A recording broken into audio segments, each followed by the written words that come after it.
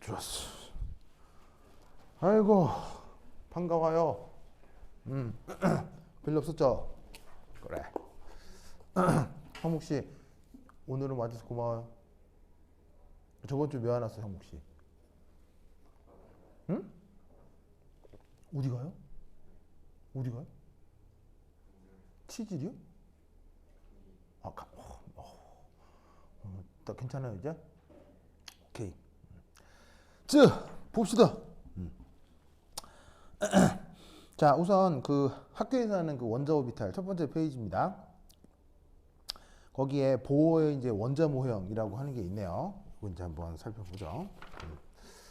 자, 이게 보어의 원자 모형에 뭐 여러 가지 주제들을 막 잔뜩 넣어놔가지고 굉장히 교재 구성이 별로네요. 여기 이제 챕터 1에 원자 오비탈스에서 첫 번째 1 보어의 원자 모형 오늘 한번 보도록 하겠습니다. 자, 우선 거기서 몇 가지 그 얘기들이 나오고 있는데 전자기 복사선의 특징,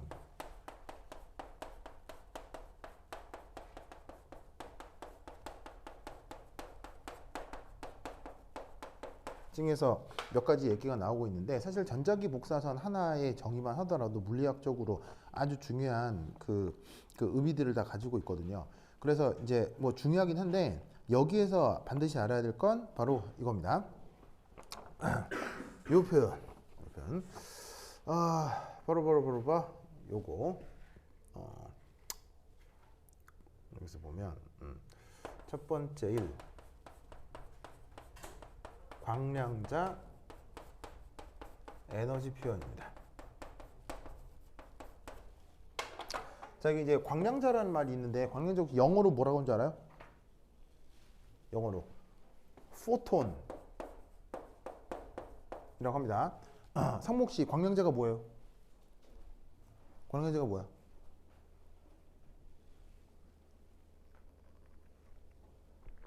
광량자가 뭐야? 광량자. 량자, 광량자.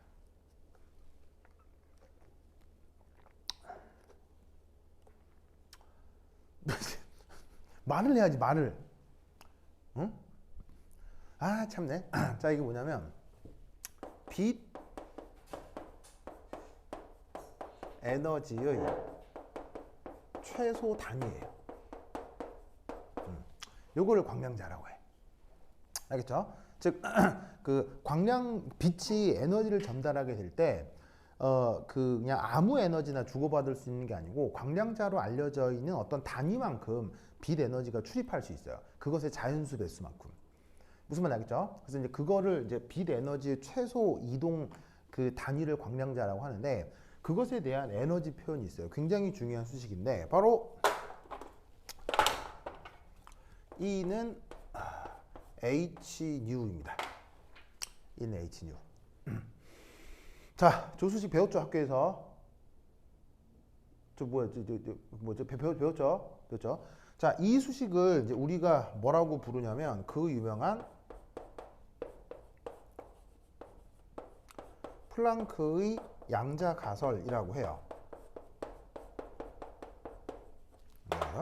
그래서 이 플랑크의 양자가설은 뒤에 흑자복사에서 다시 조금 더 언급이 되니까 그때 다시 얘기하도록 하고, 플랑크라는 사람이 광량자라는 개념을 처음 도입했고 그 에너지를 저렇게 HNU로 표현을 했어요.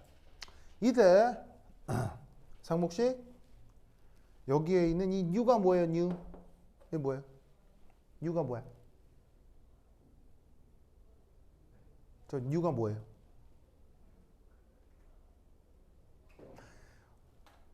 반장하고네. 이거 모르면 이번 시험 망해요, 알겠어요?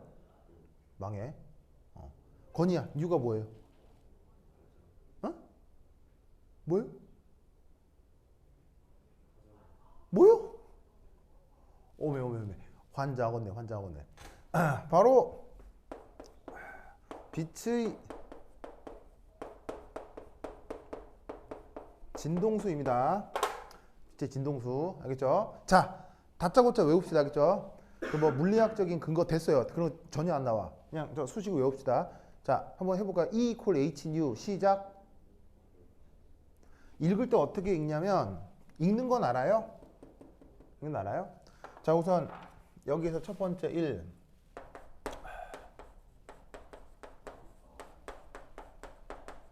빛의 진동수 이렇게 쓰고요. 읽을 때 뭐라고 읽냐면 new 이렇게 읽으시면 돼요. 알겠죠? 그리스어 알파벳입니다. 상호 알겠죠? 그리고 얘 단위는 뭘까? 단위. 진동수 단위는 어떻게 돼요? 진동수 단위는 어떻게 돼요?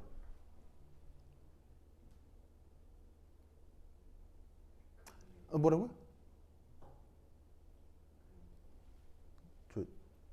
건이야, 이 진동수 단위는 어떻게 돼요? 헤르츠, 다른 표현들은? 바로 초의 역수죠. 이거 학교에서 한 거 맞죠? 맞죠? 이거 큰일이네. 자, 그래서 그 빛의 진동수를 U라고 하고 단위는 초의 역수예요. 거기에 H라는 게 있는데 이 H가 그 유명한 무슨 숫자예요?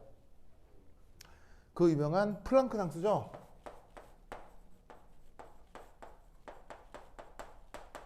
그걸 H라고 쓰고 값은 대략 6.626 곱하기 10의 마이너스 34승 줄 세크 이렇게 표현됩니다. 상수까지 외울 필요는 없고요. 문제에서 필요하면 주니까 뭐 걱정할 필요는 없는데 하도 자주 나오니까 자연스럽게 외워질 거예요. 아시겠죠? 여기죠? 그럼 잘 봐. 누구하고 누구를 곱해? 이 플랑크 상수하고 여기에 있는 진동수를 곱하는 거예요. 그럼 이 두 개를 곱하면 보세요. 요 값에다가 이걸 곱해요. 그럼 단위만 보면 여기는 초가 있고 이건 초가 역수가 있죠. 그럼 얘하고 곱해서 약분이 되면 뭐만 남겠어? 줄만 남겠지? 알겠죠? 그래서 플랑크 상수가 이렇게 표현이 됩니다. 그래서 플랑크 상수에다가 빛의 진동수를 곱한 그걸 빛 에너지의 최소 전달 단위, 최소 전달 단위 광량자다 이렇게 생각을 합시다. 알겠죠? 그러면 빛 에너지의 최소 전달 단위라는 게 왜 있을까요? 빛 에너지의 최소 전달 단위라는 게 왜 있을까요? 이유는 몰라요. 근데 저렇게 빛 에너지가 출입을 할 때 저런 불연속적인 에너지 단위가 있다라고 해야 몇몇 실험 결과들이 설명이 돼요. 그래서 몇몇 실험 결과들을 설명하기 위해서 가정한 것입니다. 그러니까 진실이라기보다는 저렇게 가정하는 겁니다. 그래야 인간이 발견한 몇몇 실험 데이터를 설명할 수 있기 때문에. 알겠죠? 그래서 이제 그 에너지 단위를 포톤 그리고 그 값이 Hnu로 표현된다는 걸 명심하셔야 돼요. 알겠죠? 그리고 그 다음 얘는 어떻게 바뀌냐면 짜잔 이렇게 바뀝니다. 보이세요? 그럼 여기서 우리는 뭘 할 수가 있냐면 의미상 여기서부터 이게 요렇게 치환되었구나 라는 걸 알 수 있는 거죠. 무슨 말 알겠죠? 그럼 이때 여기서 세 번째 C가 뭐예요? C 바로 빛의 속력입니다. 그걸 C라고 하고 대략 3 곱하기 10의 8승 미터 퍼 세크 이 정도의 값으로 나타나죠. 알겠죠? 그 다음 네 번째 자 여기 있는 램다가 뭡니까? 램다가 뭐예요? 램다가 바로 빛의 파장입니다. 이건 영어로도 뭐 굉장히 많이 나오는데 웨이브랭스라고 하죠. 쓸 때 램다라고 쓰고 자 당연히 파장이니까 단위는 뭐로 나타나겠어요? 당연히 미터로 나타나겠죠. 알겠죠? 그래서 여러분은 이 수식을 반드시 외우셔야 돼요. E는 Hν, 램다분의 HC. 아시겠죠? 자, 저 표현 옆에 연습장에 3번씩 써봅시다. 아니 잠깐만 조금 이따가 저 성모씨 꼭 외워야 되겠지? 저거 못 외우면 죽음이야. 반드시 외워야 돼. 건치도 외워야 되겠죠? 그리고 이때 여기서 이 수식이 한 번 더 전개됩니다. 여기까지 다 외우셔야 돼요. 바로 이 수식은 PC가 됩니다. PC. 자, 그러면 수리적으로다가 여기 있는 요 P가 누구를 치환한 거냐면 바로 요만큼을 치환한 겁니다. 요거는 누가 이 얘기를 한 거냐면 요건 바로 아인슈타인입니다. 그래서 아인슈타인의 연구 결과에 의해서 나중에 요 수식은 PC 이렇게 바뀝니다. 그럼 이때 여기서 P는 뭘까요? P가 뭘까요? 응? P가 뭐예요? P가 뭐예요? 상목씨 P가 뭐예요? 바로 저기에 있는 광량자의, 그러니까 이제 빛이죠. 운동량 표현입니다. 그게 바로 P입니다. 그래서 빛의 광량자의 운동량은 램다분의 H로 표현이 된다가 아인슈타인의 연구 결과입니다. 그래서 그거를 이용해서 이렇게 이 부분만큼을 P로 치환을 해서 광량자의 에너지를 PC 이렇게 바꿔 쓸 수 있습니다.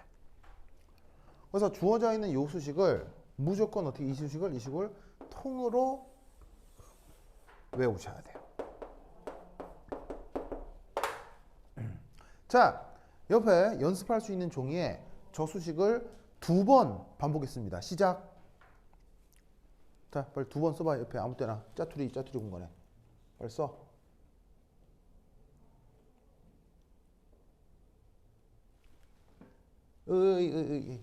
상목씨 봐봐. 상목씨 봐봐. 이거 new 쓸 때 어떻게 쓰냐면 이렇게 쓰는 거야. 앞으로 내렸다가 한번 올렸다가 다시 한번 꺾는 거야. 알겠죠? 내렸다가 이렇게, 내렸다가 이렇게. 알겠죠? new 표시는 이렇게 하는 거야. 저게 영어가 아니고 그리스 알파벳이어서 쓰는 표기가 좀 달라. 알겠죠? 빨리 써봐. 두 번 써. 한 번 더 써. 그렇지. 아니. 야, 상목씨, 내 2번 쓰는데 3번 쓰네. 잘했어요. 또 써. 혹시 이거 잊어먹으면 되겠어요, 안 되겠어요? 안 되겠죠? 어디 건희 씨도 썼어요? 건희 씨 봐. 좋았어. 자, 그래서 요거 절대 잊어먹으면 안 돼요. 큰일 나. 오케이, 됐다.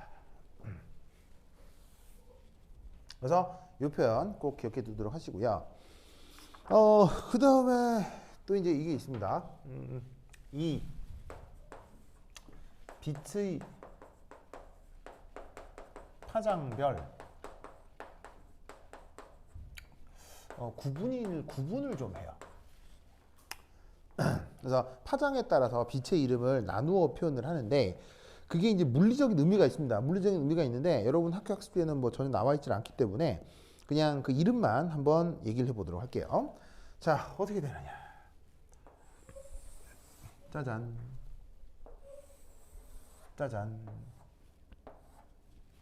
자, 어떻게 한 거냐?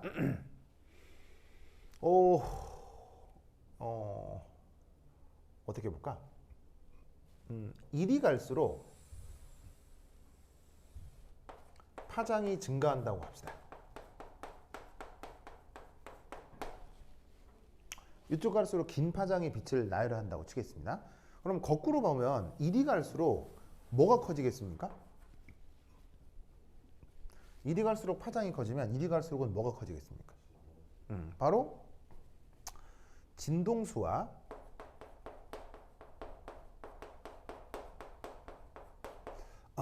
광량자 에너지가 증가하겠죠.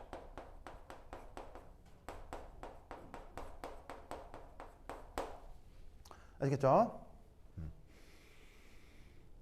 그래서 뭐 전체적인 빛의 파장 영역대를 다 알 건 없는데 굉장히 강력한 빛, 진동수가 엄청나게 크고 광량자 에너지가 아주 큰 빛을 그걸 뭐라고 부르냐면 감마레이라고 합니다. 전 우주에 존재하는 가장 강력한 빛 에너지입니다. 혹시 감마레이에 대해서 들어본 적 있어요? 감마레이 언제 출입하는 빛 에너지죠? 감마레이 언제? 바로 핵폭발이나 핵분열, 핵반응에서 출입하는 빛 에너지가 감마레이입니다. 아시겠어요? 저 감마레이를 살아있는 생명체가 맞으면 어떻게 됩니까? 운이 나쁘면 어떻게 되죠? 감마레이 생명체가 맞으면 어떻게 돼요? 운이 나쁘면 즉사입니다. 겠죠? 운이 좋으면 헐크가 되죠. 건희 씨 헐크 몰라? 헐크 알죠? 성분 헐크 알아? 헐크 알죠?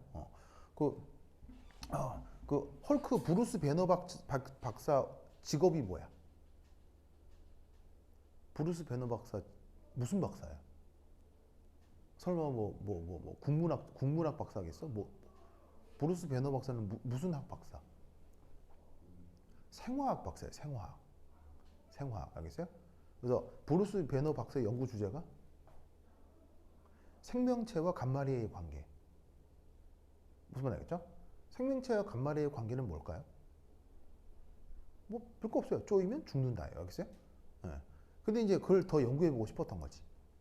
연구했는데 참 애석하게도 그 감마레이에 다량 노출이 돼버린 거야. 브루스 배너 박사가. 그래서 뭐가 됐어? 헐크가 됐다. 무슨 말 알겠어요? 그 감마레이가 이거야. 알겠죠? 아니 건희 씨 기침을 쿨럭쿨럭 하는데 지금 어림을 칵칵 깨물고 있는 거예요 지금? 그럼 뭐 하는 시츄에이션이에요? 아니 따뜻한 걸 먹어야지.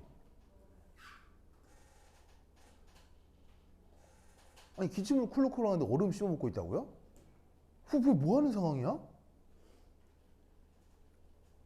허허이 달큰하다고요? 괜찮다고요? 아니 얼음을 이렇게 먹으면 뭐 맛있어요? 아니 젊은 사람도 얼음을 즐겨 먹길래 이게 너무 신기해서 왜 얼음을 이상하네. 난 이해가 안. 얼음 그리고 이제 나하고 저번 학기에 반응 속도 배웠잖아요. 반응 속도 배웠죠. 온도가 올라갈 때 속도가 올라가요. 떨어질 때 속도가 올라가요. 온도가 올라갈 때 반응 속도가 올라가죠.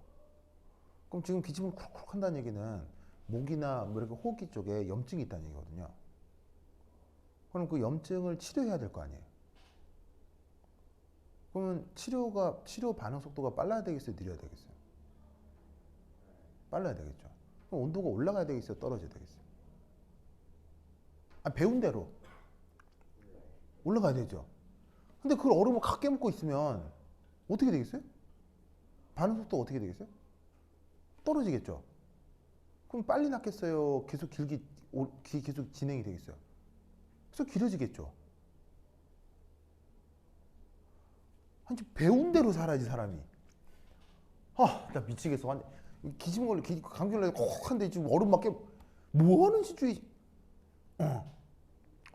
사람이 항상 배운 대로 행동해. 배운 대로. 저 상무가 내가 말이 틀렸어요? 나 진짜. 내가 따뜻한 녹차 하나 타줄까요? 근데 쉬는 시간 때 이따가 따뜻한 녹차 하나 타줄 테니까 그거 먹어요. 알겠어요?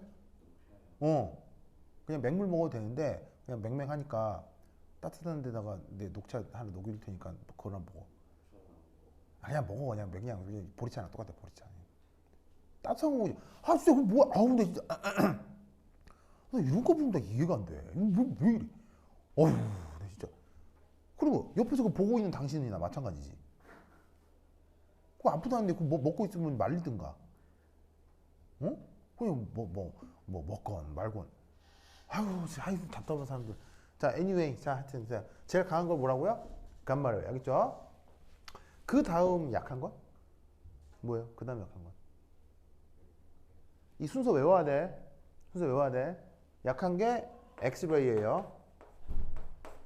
엑스레이. 엑스레이보다 좀 약한 거? 그럼 엑스레이 어디 있어? 엑스레이는 병원에 쓰잖아. 병원에서 왜 뼈 부러질 때 사진 찍는 게 엑스레이, 그 엑스레이 얘기하는 거예요. 물론 이제 또 다른 물리적 의미가 있지만 그거는 뭐 교재에서 언급하고 있지 않으니까 됐고 어쨌건 자 엑스레이보다 조금 약한 빛을 뭐라고 해?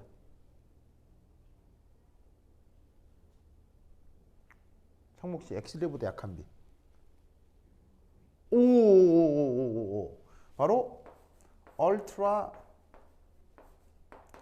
바이올릿이라고 해요. 얼트라 바이올릿. 우리말 번역은 자외선. 유명하기 때문에 축약 표현으로 쓰는데 축약 표현으로 어떻게 쓰냐면 UV라고 씁니다. 아시겠죠? UV. 자, 그다음 자외선보다 약한 빛을 또 뭐라고 하죠? 그걸 영어로 뭐라고 해요? 비저블이라고 합니다. 비저블. 우리말로는 가시광선.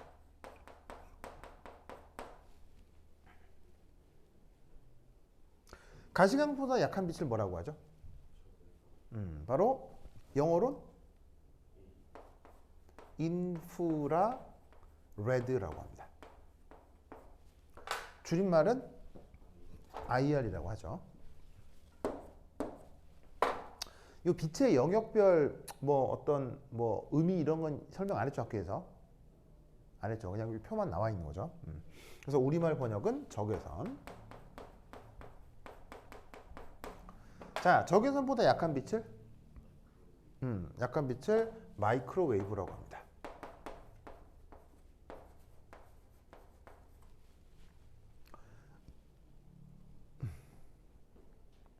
마이크로웨이브보다 약한 빛을 라디오 웨이브라고 합니다. 이렇게 이름이 구분된다는 걸 아셔야 돼요. 아시겠죠? 알겠죠? 상무 씨 알겠죠? 자외선은 뭐 대표적으로 그거죠. 뭐 햇볕에 오래 나가 있었더니 뭐 피부가 새까맣게 탔다 할 때 그 자외선 그거.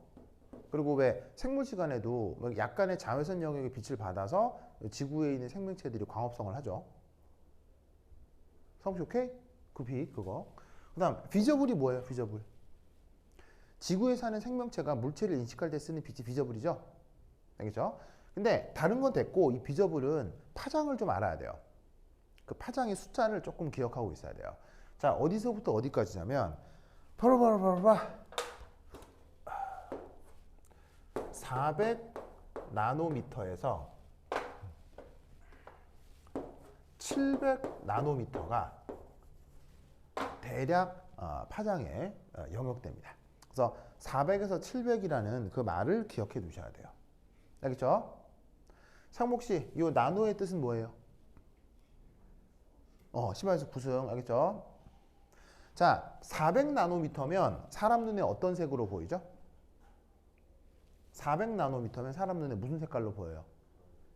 바로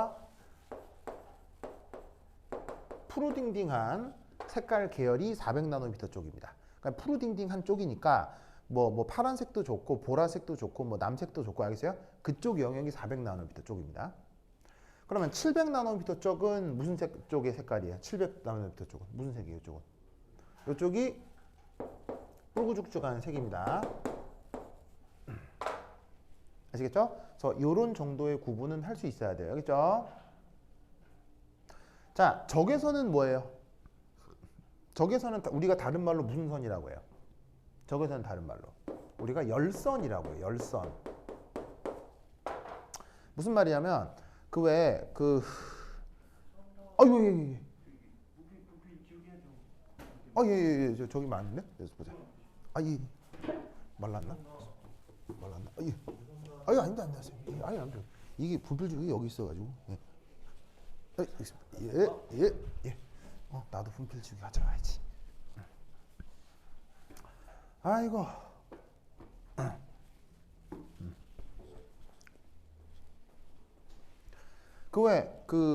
왜 모닥불 같은 거 피울 수 있잖아요.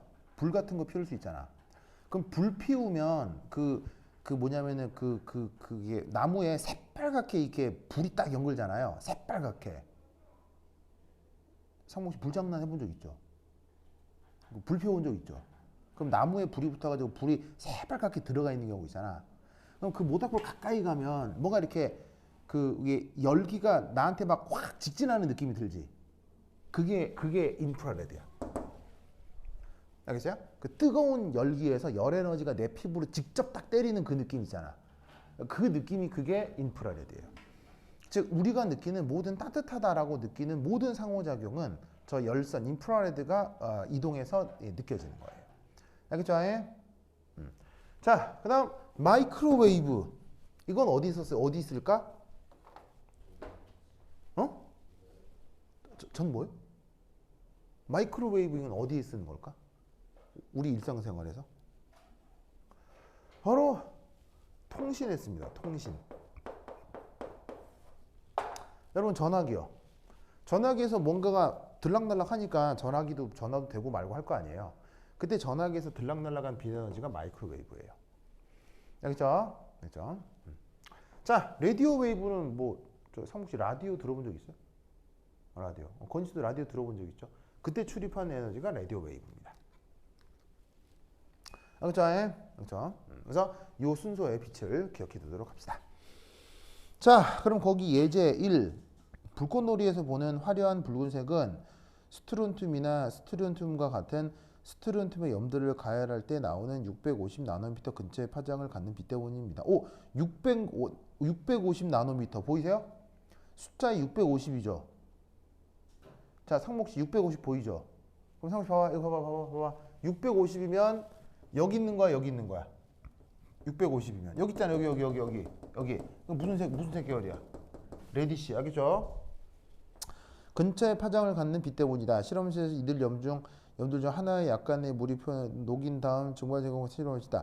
파장이 이 650 나노미터인 붉은 빛의 진동수를 계산해라. 진동수를 계산해라. 자, 예제를 어떻게 하시면 되겠어요? 예제. 자, 지금다. 준다.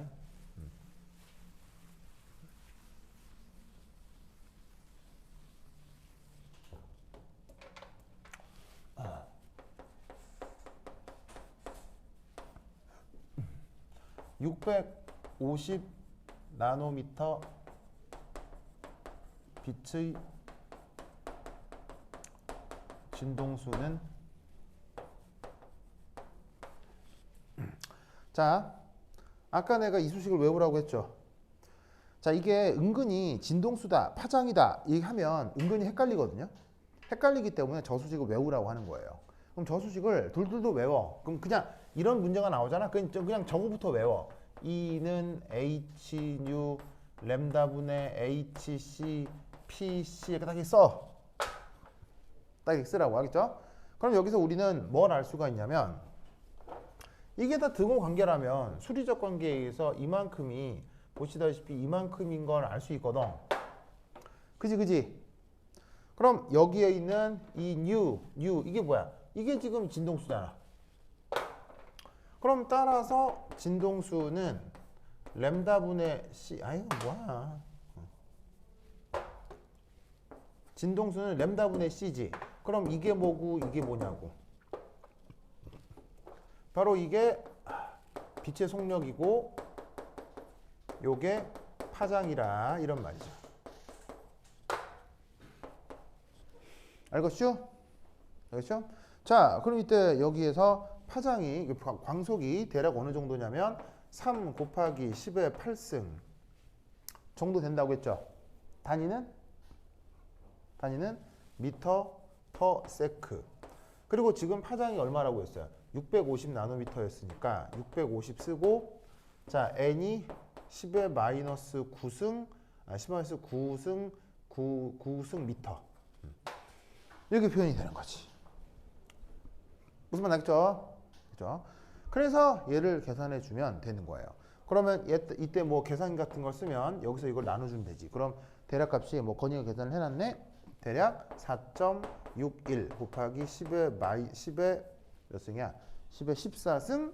자, 단위는 자, 잘 보세요. 단위가 뭐하고 뭐가 약분이 되냐면 미터하고 미터가 약분이 돼요. 그럼 무슨 단위만 쫙 남게 되냐면 초의 역수가 딱 남게 되죠. 알겠죠? 이걸 뭐 헤르츠라고 써도 되고요. 초의 역수라고 해도 되고. 아시겠죠? 자, 전자기파의 속성 이거 잘 기억을 해두시기 바랍니다.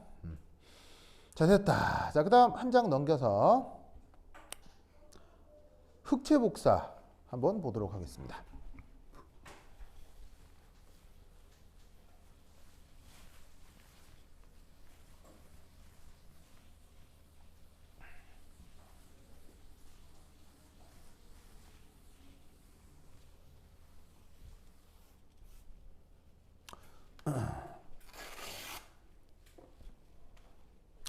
흑체 복사 한번 봅시다.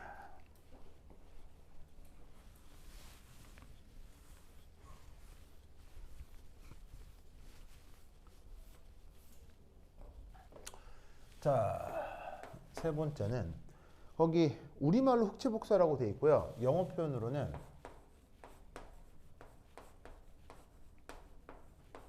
블랙보디 레디에이션이라고 합니다. 이걸 이제 우리말 번역으로 흑체 복사 이렇게 이제 번역을 하는 거죠. 자, 그러면 저 누구냐? 저 누구냐? 저기 누구냐? 저 상목 씨. 흑체가 뭐예요? 흑체? 흑체가 흑체. 흑체가 뭐예요? 거기 학교선생이 모든 파장의 빛을 균일하게 흡수 및 방출한 이상적인 방출체라고 돼 있잖아요. 아니에요. 이렇게 정의된 게 아니에요. 학교선생이 이제 흑체에 대한 물리적 의미를 모른다는 거지. 아니에요. 아닌데 뭐 학교선생이 뭐 쓰라고 하면 이렇게 쓰세요. 그렇죠? 이렇게 좀 쓰세요. 균일하게 흡수 및 방출. 왜냐하면 이런 현상이 나타나긴 하니까. 흑체의 정의는 바로 이겁니다. 1. 흑체란 블랙보디는 이거예요. 받아들인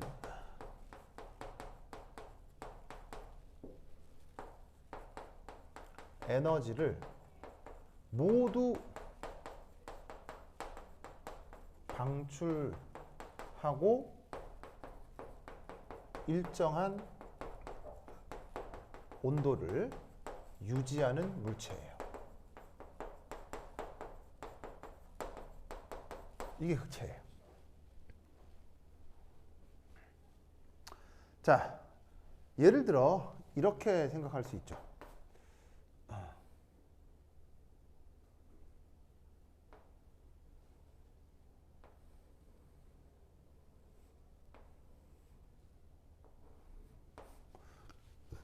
자, 수도꼭지고요. 여기서 이제 물이 콸콸.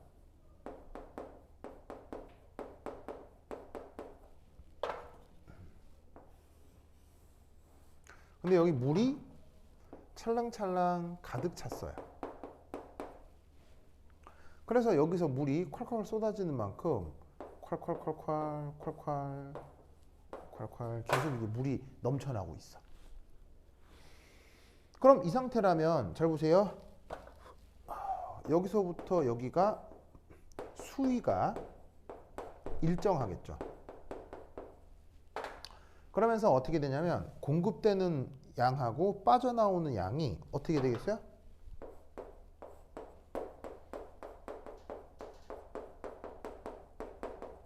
같죠? 이때 이렇게 생긴 요 놈을 이걸 흑체라고 하는 거예요. 약간 은유적으로 표현을 한 건데 실제로는 물이 들어가고 나오는 게 아니고 에너지겠죠.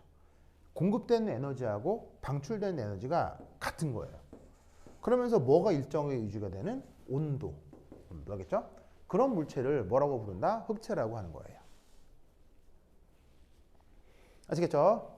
그렇죠? 그런데 이제 놀라웠게도 방출하는 에너지가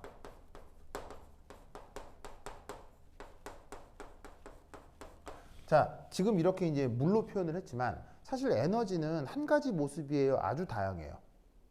한 가지는 빛의 모습은 아주 다양하죠. 그런데 이때 그 방출하는 에너지가 아주 다양한데 다양하게 방출할 수 있는데 하필 그 방출된 에너지가 빛 에너지의 형태일 때 여러 가지 현상이 나타납니다.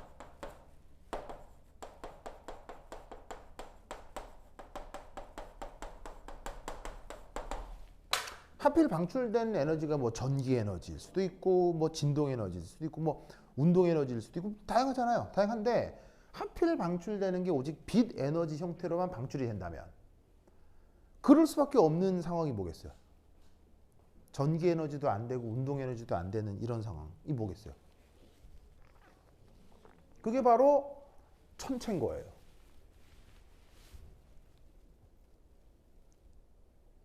왜 천체는 방출되는 빛 에너지가 빛의 형태일 수밖에 없을까요? 천체라고 하는 애는요, 허허벌판 우주에 딱 하나 떠 있는 거 아니에요? 그러면 에너지가 전달이 되려면 어떤 방식이 있겠어요? 예를 들어 다른 천체랑 충돌을 하거나, 무슨 말 알겠어요? 그 다음에 천체 내부에 거대한 발전기가 있어서 전기 에너지를 만들거나 해야 하는데 우주에 뚜시 있는 뭐 이게 별이 됐건 뭐 행성이 됐건 항성이 됐건 행성이 됐건 그럴 확률이 높아요, 낮아요? 어떤 항성이 다른 항성이랑 충돌한다거나, 무슨 말 알겠어요? 아니면 그 항성이 알고 봤더니 외계인이 거대한 발전기를 세팅해 놨다거나 이럴 확률이 높아요, 낮아요? 매우 낮잖아.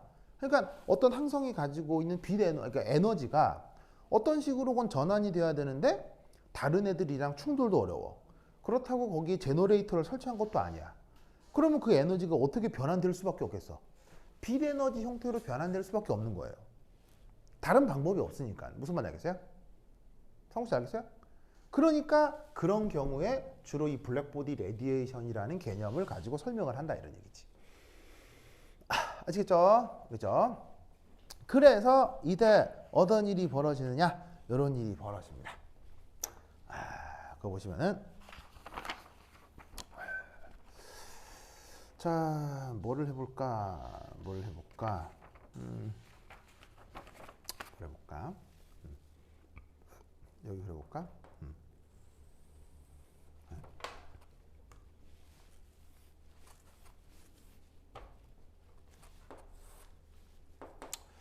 방출되는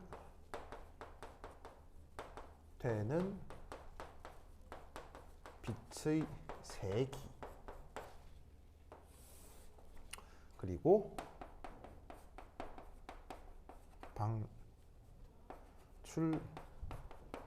방출하는 빛의 파장이 크게 어떻게 되냐면 하나가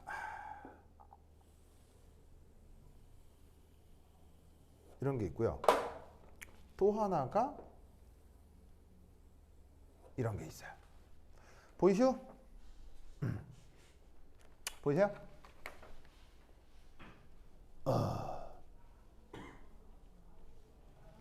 보이세요? 이때 빨간 것과 파란 것의 의미는? 빨간 것과 파란 것의 의미는? 바로 온도입니다. 빨간 거는 고온 조건을 얘기하는 거고요. 당연히 파란 거는 무슨 에너지겠어요? 어떤 상태겠어요? 저온의 상태겠죠. 아시겠죠? 그래서 여러 가지 현상이 나타난다. 자, 여기까지는 무슨 이론이 적용된 거예요? 실험에서 이렇다는 거예요? 실험에서 이렇다는 거예요. 알겠죠? 그럼 나타나는 이 실험에 대해서 학자들이 이제 분석을 하기 시작하겠죠. 무슨 말 알겠죠? 그러면 그 분석한 결과를 한번 좀 살펴보자, 이런 말이죠. 자, 여기 씌울게요. 씌울게요.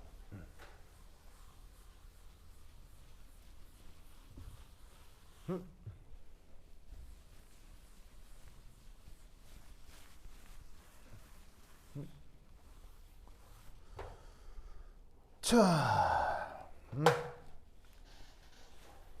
그다음 보시면 3 블랙버리 레디에이션. 내가 지금 봐. 내가 지금 뭐 하는 거야? 말이 생각이 안 나. 까먹었어. 까먹었어, 상목 씨. 그렇지. 이걸 써야지. 네. 이거 맨날 까먹어 진짜. 권희 씨 얼음 또 먹은 거예요? 내가 얘기하고 안 먹었죠.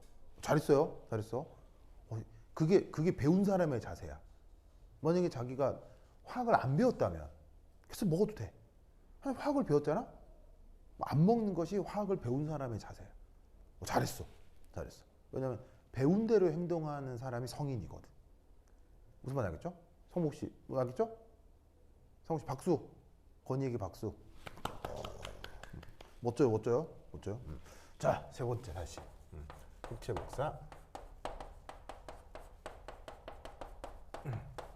자, 그래서 저기에서 이게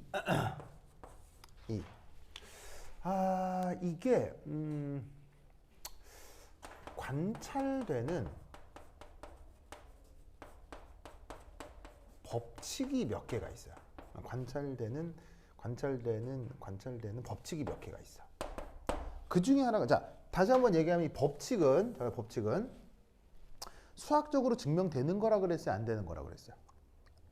수학적으로 증명되는 게 아니라고 했죠. 그냥 법칙은 다른 말로 얘기하면 그냥 관찰 사실이에요. 관찰 결과일 뿐이야. 그 관찰 결과가 여러 가지가 있는데, 우선 첫 번째가 교재에 얘기하는 것 중에서 윈의 법칙이라는 게 있습니다.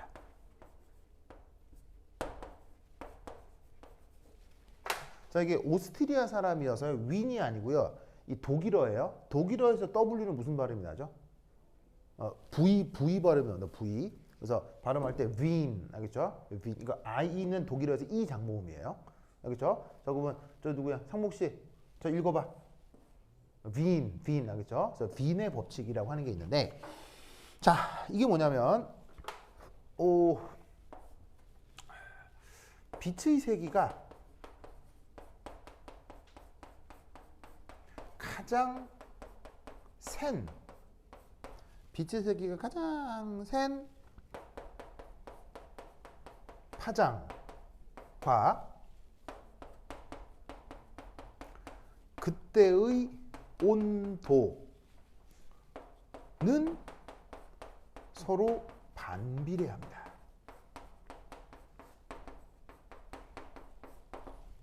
이게 빈의 법칙입니다. 아시겠죠? 자, 이게 뭔 말이냐?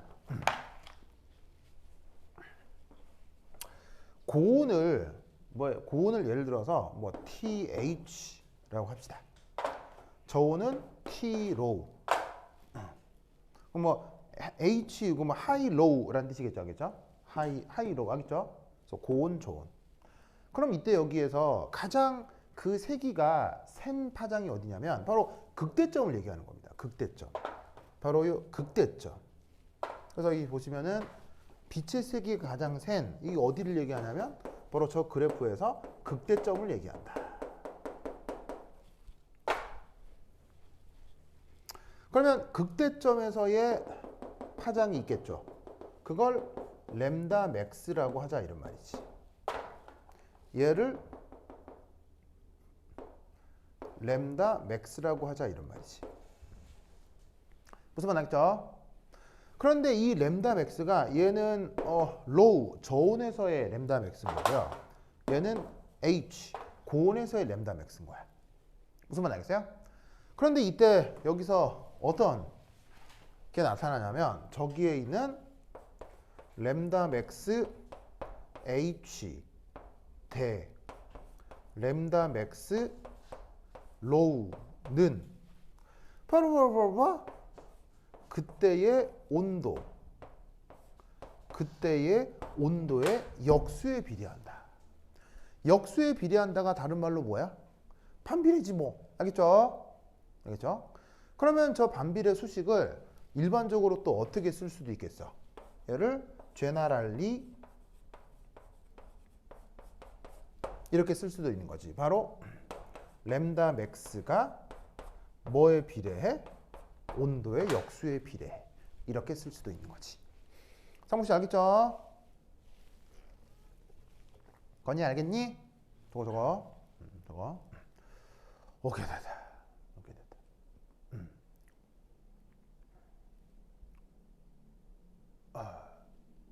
자, 왜 저런지는 빈이 알았을까요? 몰랐을까요? 몰랐어요. 빈도 몰라요. 알겠어요? 그러니까 법칙이야. 알겠죠? 어떻게 한 거냐면 빈은 여기 뭐 극대점, 그러니까 사실은 수학 시간에도 그래프가 나오면 극대국수가 중요하잖아. 뭐 미분에서 0되는 점이니까.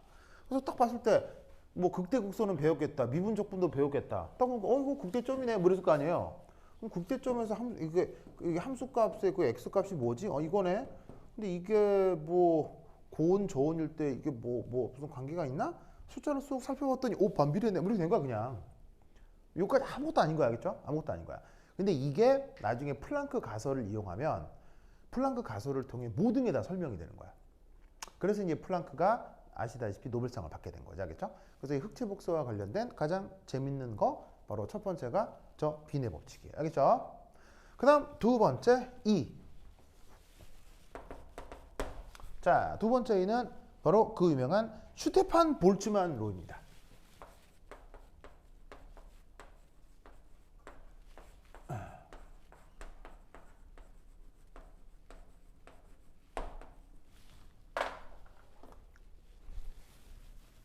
이건 S가 필요 없지. 형용사 보니까.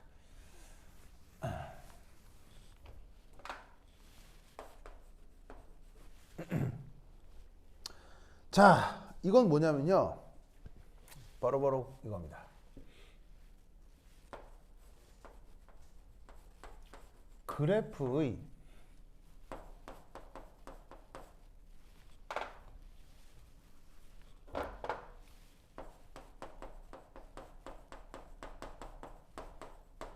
아래쪽 면적이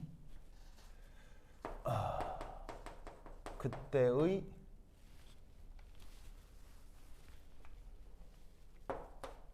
면적이 뭐 이렇게 쓰자. 여기 T4승에 비례합니다.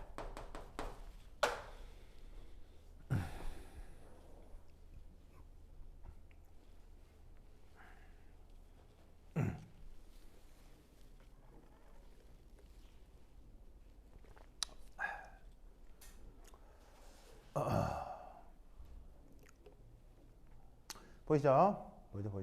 이렇게. 자, 이때 잘 보세요. T는 뭐예요? T. 그때의 온도입니다. 그 다음 저 그래프의 아래쪽 면적이라는 게 뭘까요? 저 그래프의 아래쪽 면적이 뭘까요? 물리적 의미가 뭘까요? 자, 잘 봐요. 이게 방출되는 빛의 세기를 Y축이 보여주는 거잖아요. 바로 뭐냐면 어떤 파장에서 방출되는 빛의 세기가 얼마다, 또 어떤 파장에서 방출되는 빛의 세기가 얼마다, 어떤 파장에서 방출되는 빛의 세기가 얼마다를 보여주고 있는 거잖아요. 그럼 이게 뭘 의미하는 거냐면 저 그래프의 아래쪽 면적이 그 흑체가 방출하는 총 에너지라는 얘기예요. 그게 그래프의 아래쪽 면적에 해당한다는 얘기죠. 아시겠죠? 그래서 주어져 있는 이 그래프에 함수 표현을 뭐라고 표현하냐면 이 방출되는 빛의 세기, 그러니까 방출되는 빛의 세기를 보통 얘를 어떻게 표현하냐면 그리스 알파벳 로로 표현을 해요. 그리고 그 로가 x축이 뭐예요? 빛의 파장 람다가 되겠죠? 보이세요? 자, 이 람다가 뭐겠어요? 방출하는 파출이 뭐야? 방출하는 빛의 파장인데 파장을 보통 그리스 알파벳 램다로 표현하기로 하잖아요. 그래서 그 램다 각각에 대한 함수값, 방출된 빛의 세기를 일반적으로 로 램다 이렇게 쓰면 주어져 있는 슈테판 볼츠만 법칙은 어떻게 되는 거냐면 이 로 램다를 램다에 대해서 0에서 무한대까지 적분을 하면 그게 바로 온도 상승에 비례한다라는 거죠. A가 어떤 비례상수고요.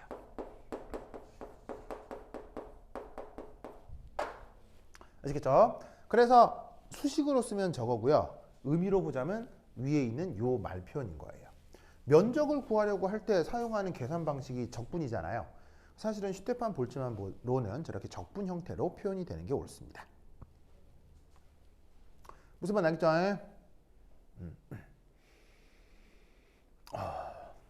그래서 이 그 흑체에서 나타나는 재밌는 관찰 현상이 이렇게 이제 두 가지가 있다는 얘기죠. 이 두 가지는 당장은 이유는 몰라요. 그냥 저렇다는 거예요. 알겠어요? 사람들이 저렇게 막 적분도 해보고 뭐 하다 보니까 발견한 거라고. 아시겠죠? 그러면 이제 저 현상에 대해서 많은 물리학자들이 저걸 분석하기 위해서 이론적인 어떤 접근을 하게 되었겠죠. 그래서 어떻게 되냐면, 자, 여기 줄게요. 해줄게요.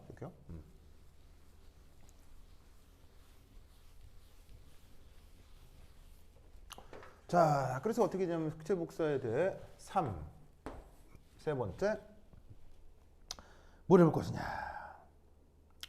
바로 이렇게 바로 이렇게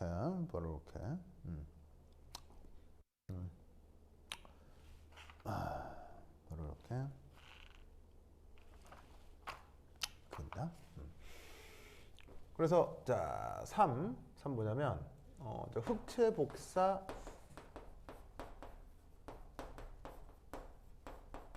에서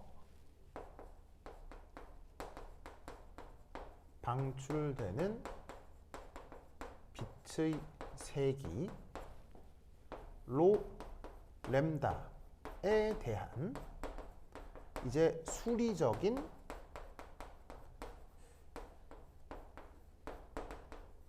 모델링이 있었겠죠. 그 모델링의 첫 번째 1. 그게 바로 고전 역학적 방식입니다. 누구에 의한? 레일레이라고 하는 사람입니다. 레일레이 철자가 이렇게 안 쓰는구나. 바로 어디 갔어? 철자를 기억 못하겠네. 그리고 진스라는 사람입니다.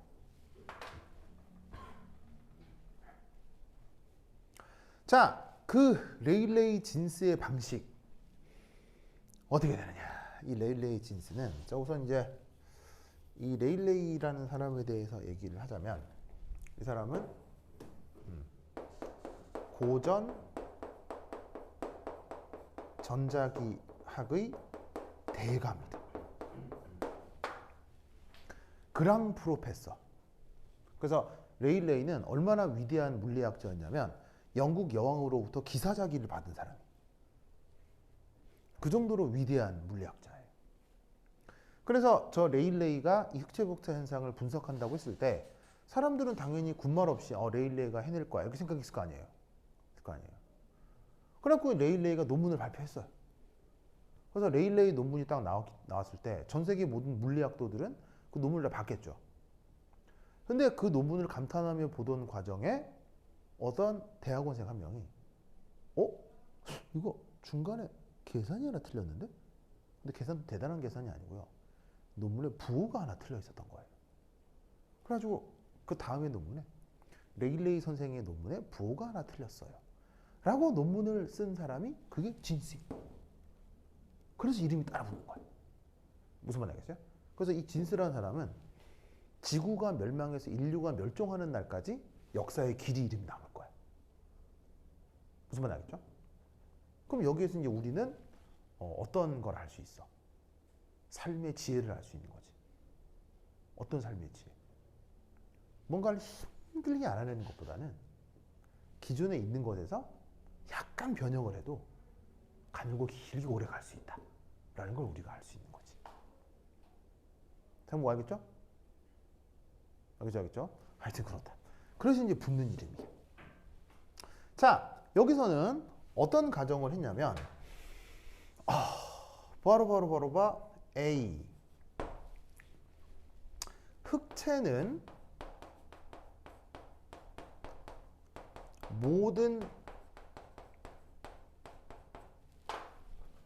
종류의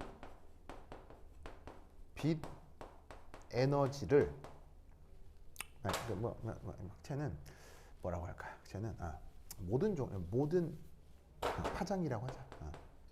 모든 파장의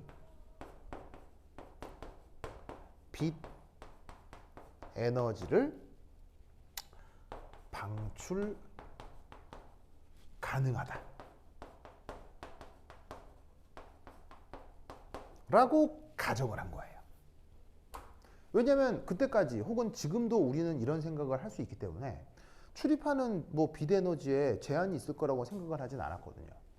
그래서 이제 그 과정에 적분하고 막 하는 게 있는데 뭐 그것까지 다 할 건 없고, 그래서 이제 그 결과가 요 레일레이 진스에 의한 결과가 어떻게 나타나느냐, 요렇게 레일레이 진스 램다의 그 수식이 어떻게 나타나냐면 이렇게 나타나요. 8 파이 KB T U 3승에 C 3승.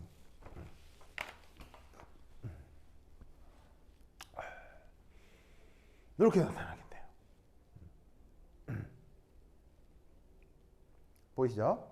자, 그리고 이때 여기서 뭐 수식을 어떻게 바꾸어도 좋냐면요, 뭐 약간 수리적 의미가 있을 수는 있지만, 자, 아까 U는 램다분의 C였죠? 맞나요? 그래서 얘를 다르게 바꾸면 램다는 U분의 C가 되겠죠.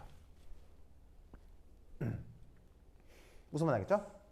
그래서 얘를 어떻게 바꿀 수도 있냐면 8 파이 KB T에 뭐 램다의 3승 뭐 이렇게 쓸 수도 있어요. 뭐 저렇게 쓸 수도 있어요. 어디를 어떻게 바꾼 거냐면 여기 있는 요만큼을 이렇게 바꾸어 쓴 겁니다. 그러면 이렇게 나와 있는 요 수식을 여기다가 쫙 도시라면 어떻게 되느냐, 이렇게 되는 거죠. 버러버러버러바 짜잔 해서 짜잔 이렇게 돼버려요. 그래서 여기에 있는 요 시뮬레이션 결과가 이게 바로 레일레이 진스의 빛의 세기 패턴입니다. 그럼 여기서 우리가 알 수 있는 건 뭐냐면요, 어디서는 잘 맞아요? 어디서는? 장파장 영역에서는 잘 맞아요. 근데 단파장 영역에서는 전혀 맞지가 않죠. 그래서 어떻게 되지만 어떻게 된다? A, B 그 다음에 이제 자, 여기 위에 줄게요. 여기 줄게요. 자, 그래서 이제 C 결과적으로 뭐냐면 장파장 영역에서는 잘 맞아요. 그런데 단파장 영역에서는 완전히 빗나갑니다.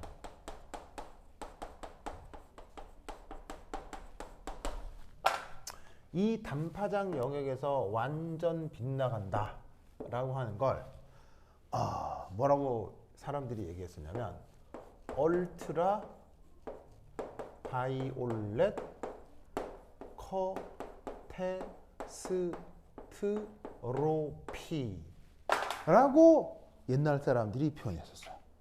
얼트라 바이올렛 커테스트로피.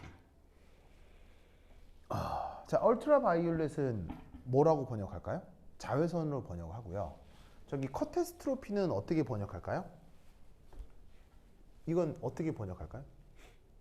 그 우리나라 말 번역으로는 파탄 이렇게 번역이 되는데 파탄 정도가 아니에요. 이게 카타스트로피가 어떤 뜻이냐면요. 대재앙이에요. 대재앙. 예를 들면 일본에 쓰나미 분 거 있죠. 그런 수준의 재앙 있잖아요. 그런 걸 카타스트로피라고 하는 거예요. 아니면 뭐 서울에 물폭탄 떨어진 거 뭐 이런 거. 뭐 그 사실은 서울에 물폭탄 떨어진 정도도 대재앙 수준은 아니에요. 대재앙은 일본 쓰나미나 인도네시아 쓰나미 뭐 이런 거 있잖아요. 그때 인도네시아 쓰나미 불어서 20만 명 죽었거든요. 20만 명 이해돼요? 20만 명? 그리고 일본의 나가사키하고 히로시마에 원자포통 떨어진 거 그런 걸 카타스트로피라고 하는 거예요. 그러니까 즉 인간에게 있어서 진짜 말도 안 되는 예를 들면은 이제 뭐 코로나 대유행 이런 것도 카타스트로피예요. 그 정도쯤 돼야 쓰는 말이라고요. 서양 사람들이. 그러니까 즉 이거에 의한 충격은 서양 사람들이 이건 진짜 엄청난 충격으로 받아들인 거예요. 어떤 충격이겠어요? 바로 이 사람은 고전 전자기학을 대표하는 사람이에요. 그 고전 전자기학을 대표하는 대가가 한 결과가 이거는 고전 전자기학 전체가 틀렸다라는 걸 보여주는 거죠. 즉 고전 전자기학으로 수백 명의 박사들이 나왔을 거 아니에요. 그거 다 헛거란 얘기예요. 무슨 말 알겠죠? 그걸 보여주고 있는 사건이기 때문에 서양 물리학에서는 엄청난 일이어서 저희를 얼트라 바이올릿 카타스트로피라고 명명을 했던 거예요. 알겠죠? 그래서 당연히 레일레이 진스는 이걸 제대로 설명한 거예요? 제대로 설명하지 못한 거예요? 제대로 설명하지 못했죠? 그래서 등장한 게 바로 플랑크라는 사람의 양자가설인 거예요. 그러면 그 플랑크라는 사람의 양자가설 거기가 어떻게 나타납느냐? 부터 짤까 쉬었다 보도록 하겠습니다. 화장실 갔다 오세요. 좋아. 오, 뽕.